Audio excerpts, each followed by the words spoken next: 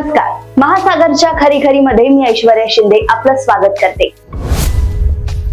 2014च्या निवडणुकीत भारतीय जनता पक्ष, तेव्हाचे गुजरातचे मुख्यमंत्री आणि आताचे पंतप्रधान नरेंद्र मोदी यांच्या निवडणूक यंत्रणेची दिशा ठरवण्याचे कार्य प्रशांत किशोर या माणसाने केले होते.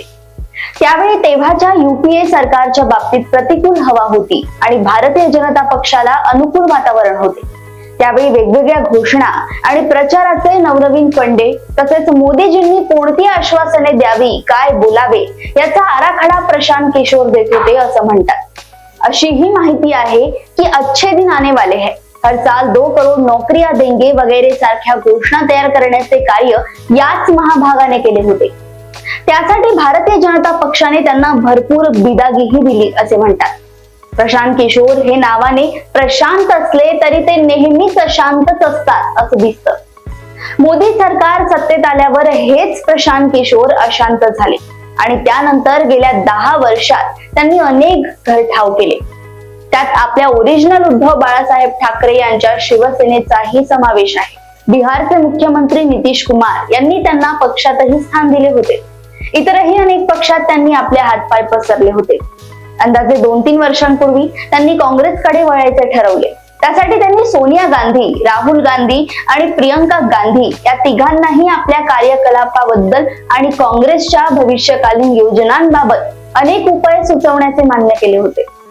सोनिया गांधी आणि प्रियंका गांधी या दोघींनी त्यांना हिरवा कंदीलही दाखवला होता, पण राहुल गांधी यांना त्यांनी काँग्रेसमध्ये महत्वाचे पद द्यावे आणि स्वतंत्रपणे कार्य करू द्यावे अशी अट घातली होती.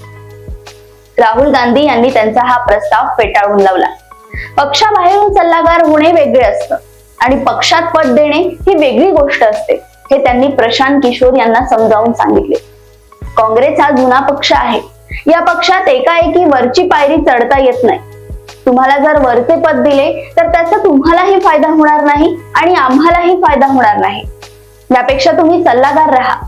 आमचा पक्ष तुमच्या सल्ल्याप्रमाणे वागण्याचा प्रयत्न करील असे सांगितले. अचानक वरचे पद दिल्यास तुमचाही मान राहणार नाही आणि आम्हालाही मान मिळणार नाही, कारण काँग्रेस पक्षात अनेक जुने जाणते नेते आहेत. ते तुम्हाला नेता मानण्यास तयार होणार नाही. हे सांगितल्यावर प्रशांत किशोर यांनी न स्वीकारलेल्या काँग्रेसच्या सल्लागार पदाचा तत्काळ त्याग केला.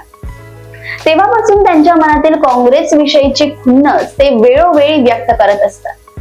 एक हे प्रशांत किशोर आणि दुसरे आसामचे मुख्यमंत्री हेमंत बिस्वा शर्मा. या दोघांना राहुल गांधी यांनी त्यांची जागा दाखवल्यामुळे हे दोघेही कडवट टीका करण्यात आघाडीवरच असतात. त्यानंतर प्रशांत किशोर यांनी आपले ते काम सोडले किंवा त्यांना कोणत्याही पक्षाने भाव न देण्याचे ठरवले असावे. मग त्यांनी बिहार पुरता आपला एक पक्ष काढला आणि बिहारची भ्रमण यात्रा सुरू केली.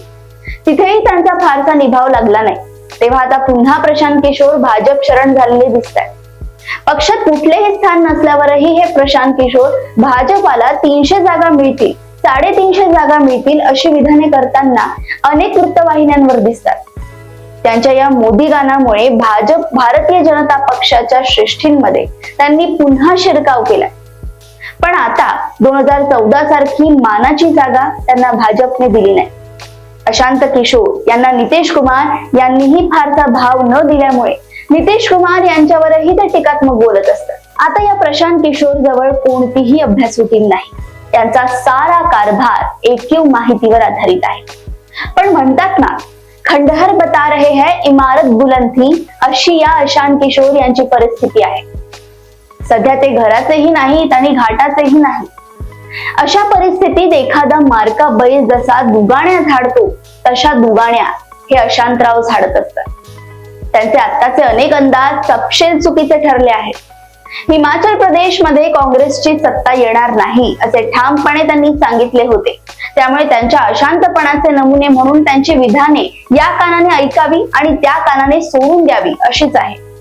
सध्या या अशांत किशोर महाशयांना त्यांच्या किशोर लीला करण्यासाठी मोकळे सोडून द्यावे. अशाच राजकीय घडामोडी व अपडेट सोबत पुन्हा भेटूया महासागरच्या खरी-खरीमध्ये. बघत रहा महासागर. आणि अजूनही तुम्ही आमच्या चॅनलला लाईक आणि सबस्क्राईब केलं नसेल तर लगेच लाईक आणि सबस्क्राईब करा आणि बघत रहा महासागर. नमस्कार.